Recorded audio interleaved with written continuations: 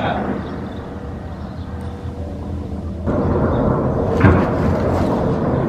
Brigade Al-Qassam sayap militer Hamas melancarkan serangan gabungan dengan Brigade Mujahidin. Keduanya menghujani wilayah Al-Zaitun menggunakan mortir untuk memporak-porandakan konsentrasi pasukan Israel. Rupanya serangan itu pun menyebabkan beberapa tentara tewas maupun terluka. Hal itu tampak dari adanya helikopter Israel yang sibuk mondar-mandir untuk mengangkut tentara tewas maupun terluka. Video itu pun diunggah oleh Brigade Al-Qassam dan Brigade Mujahidin di akun Telegram pada Rabu 21 Februari 2024.